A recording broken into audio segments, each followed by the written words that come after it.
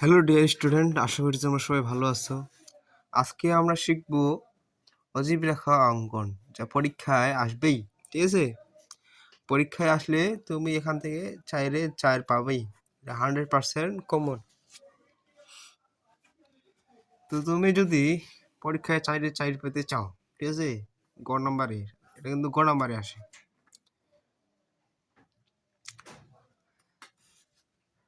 তো তোমাকে বেশি কিছু ফলো করতে হবে না, এই দুইটা শুধু মনে রাখতে হবে আর গ্রাফটা অঙ্কন করতে হবে, তাহলে তুমি 4 পাইনি। আর দুই একটা কথা লিখতে হবে, যা কথাগুলা গ্রাফটা করার সাথে সাথে তোমার মাথায় ঢুকে যাবে।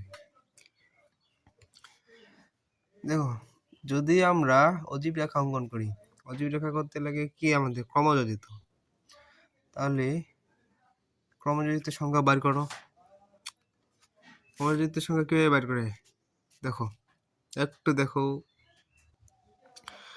দেখো, আমরা এখানে শ্রেণীবৃত্তি এবং গড় সংখ্যা দুইটা আছে, তাহলে এখন আমাদের ক্রমযোজিত ক্রমযোজিত গণ সংখ্যা। ঠিক আছে, তো এখানে কি আছে, 40 থেকে আছে কত 45, 46 থেকে 51, 52 থেকে 57, ঠিক আছে, 58 থেকে 63, 64 থেকে 69, 3, 5, 10, 12, 4,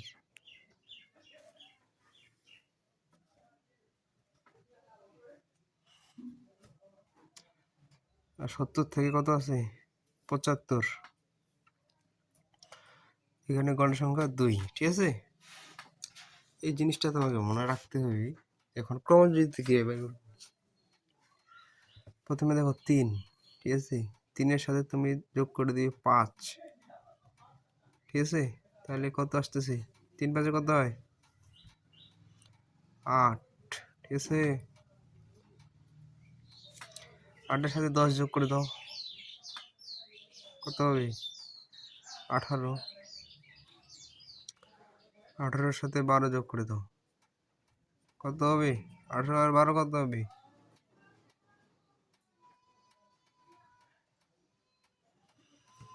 30, ঠিক আছে, 30 আর 4-এ কত, 30 4-এ কত হবে বলো, 30 আর 4-এ 34, আর 4-এ 34, 34 আর 2-এ কত 36, লেখনের সংখ্যা মোট কত 36, ঠিক আছে, এইটা তোমাদের একটু মনে রাখতে হবে, তাছাড়া আর কিছু নাই। এখন গ্রাফ অঙ্কন করতে, ঠিক আছে, গ্রাফ অঙ্কন করতে কি কি লাগে বলো তো, কি কি লাগে? হ্যাঁ, এখন কি লাগবে আমাদের, তাহলে আর কিছু লাগবে? লাগবে না, যেহেতু আমরা পেয়ে গেছি দুইটাই মান, তাহলে আমাদের কি লাগবে, এখন শুধু গ্রাফটা অঙ্কন করতে হবে। ঠিক আছে, তো গ্রাফ অঙ্কন করতে গেলে আমাদের কি এখন কি করতে হবে, এক্স অক্ষ এবং ওয়াই অক্ষ টানে নাও। দেখো তোমাদের এই টানগুলা, হ্যাঁ, তোমাদের এটা পেন্সিল দিয়ে করতে হবে, আমি তোমাদের দেখার জন্য শুধু আমি এটা তোমাদের কলম দিয়ে করে দিচ্ছি। এটা কি এক্স অক্ষ আর এটা ওয়াই অক্ষ, ঠিক আছে, আর এটা হচ্ছে ও 0। দেখো এখন কি,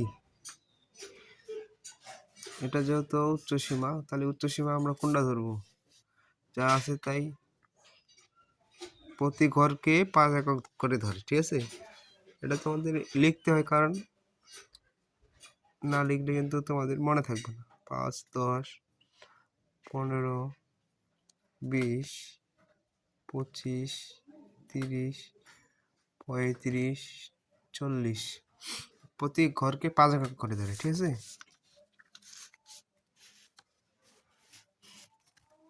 এখন দেখো গণসংখ্যা অনুযায়ী কিন্তু এখানে উঠবে। ঠিক আছে, তাহলে এখন আমরা এখানে কি দেব, কত আছে 45, 51, প্রথমটা কি ভাঙা চিহ্নের জন্য বাদ দিতে হয়। জানো না? জানো না?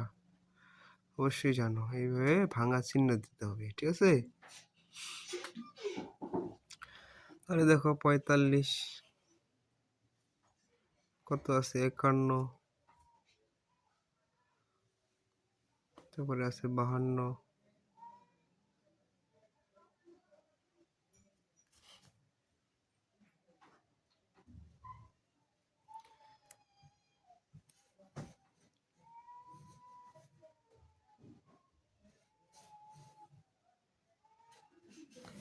দেখো 51 পরে 52, 52 পরে কত এখানে হবে 52, 57, ঠিক আছে?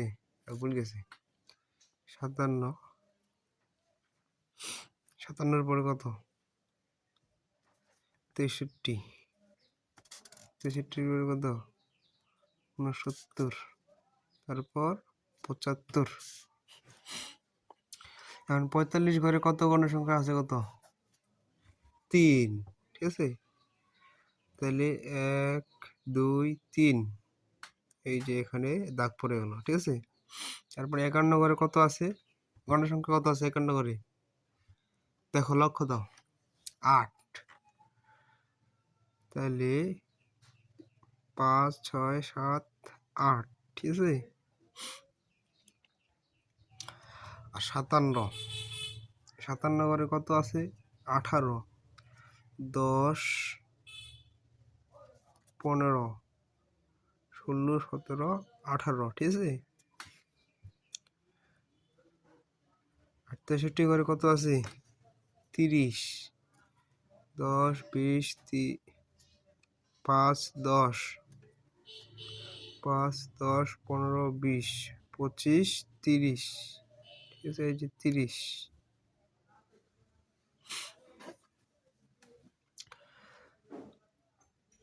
তারপরে কত 69 ঘরে কত আছে 34, 30 আর 4 34, 75 ঘরে কত আছে 36,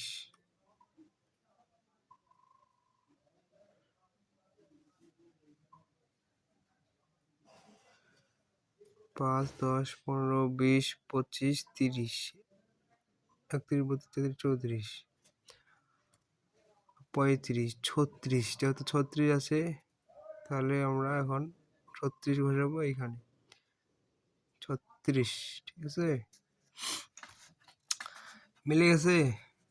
এখন তোমাদের কি এখান থেকে টান দিতে হবে, এই টানগুলো তো আমরা স্কেল দিয়ে দিবি যেন সুন্দর দেখায়, ঠিক আছে? অজীব রেখা কিন্তু অন্যান্য জিনিসের চেয়ে বেশি সহজ, ঠিক আছে? একটু তোমরা শুধু প্র্যাকটিস করো তাহলে কিন্তু হয়ে যাবে। এখন তোমরা তো আগলে, এখন যদি তোমাদের বলে তোমরা বিবরণ দাও কি করবা x অক্ষ বরাবর প্রতি ঘরকে, এই যে প্রতি ঘর 5 করে ধরছে না, প্রতি ঘরকে 5 করে ধরে 5 ধরে